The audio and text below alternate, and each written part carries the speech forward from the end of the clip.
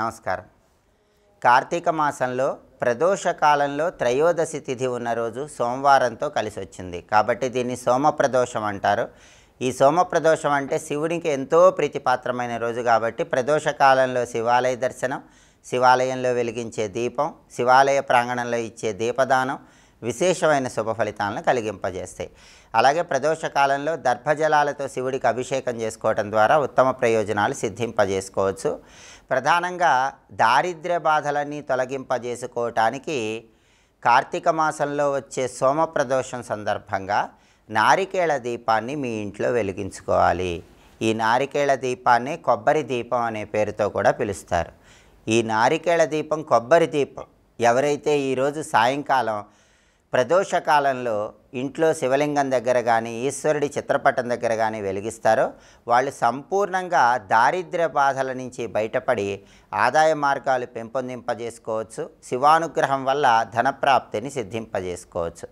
ఈ నారికేళ దీపాన్ని ఎలా వెలిగించాలంటే ముందుగా మీ పూజ గదిలో ఒక పీట ఏర్పాటు చేసుకొని ఆ పీటకు పసుపు రాసి కుంకుమ బొట్లు పెట్టి ఆ పీట మీద బియ్య పిండితో ముగ్గు వేయాలి. ఆ తర్వాత ఒక రాగి పళ్ళెము లేదా ఇత్తడి పళ్ళెం పీట మీద ఉంచాలి.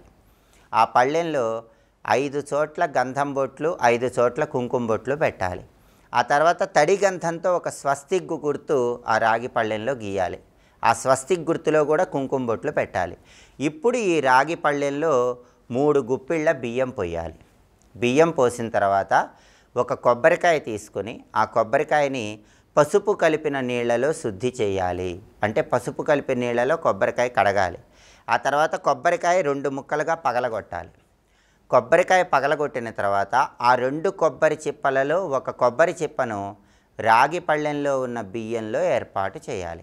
ఈ కొబ్బరి చిప్పకు కుంకుమ బొట్లు అలంకరణ చేసి ఆ కొబ్బరి చిప్పలో ఆవు నెయ్యి పోసి 3 ఒత్తులు వేయాలి. ఆ 3 ఒత్తులు కూడా ఎలా వేయాలంటే ఒక ఒత్తి తూర్పు వైపు, ఇంకో ఒత్తి ఉత్తరం వైపు, ఇంకో ఒత్తి ఈశాన్యం వైపు వెలిగేలాగా ఒత్తులు వేయాలి. ఆ ఒత్తులను ఏకహారతితో కానీ అగరబత్తితో కానీ వెలిగించాలి. దీన్నే నారికేళ దీపం లేదా కొబ్బరి దీపం అనే పేరుతో పిలుస్తారు. అయితే ఈ నారికేళ దీపాన్ని వెలిగించేటప్పుడు మంత్రశాస్త్రపరంగా ఒక సులభమైన మంత్రం చదువుకుంటే అద్భుత ఫలితాలు కలుగుతాయి. ఆ సులభమైన మంత్రం ఏంటంటే దారిద్ర్య దుఃఖ దహనాయ నమశివాయ. ఇది మంత్రం. ఇది చదువుకుంటూ నారికేళ దీపం వెలిగించాలి. ఇలా కొబ్బరికాయ పగలగొట్టిన తర్వాత ఆ 2 కొబ్బరి చిప్పలలో ఒక కొబ్బరి చిప్పలో నారికేళ దీపం పెట్టాక మిగిలిన కొబ్బరి చిప్ప అంటే 2వ కొబ్బరి చిప్ప ఆ బియ్యంలో ఉంచి దానిలో ఏదైనా తీపి పదార్థం ఉంచాలి. ఆ తీపి పదార్థాన్ని ఈ నారికేళ దీపం దగ్గర నైవేద్యంగా సమర్పించాలి. అలాగే నారికేళ దీపం చుట్టూ పుష్పాలు అలంకరణ చేసుకోవాలి. కార్తీక మాసంలో వచ్చే సోమవారం ప్రదోషకాలంలో త్రయోదశి తిథి ఉంది. శివప్రదోషం, సోమప్రదోషం.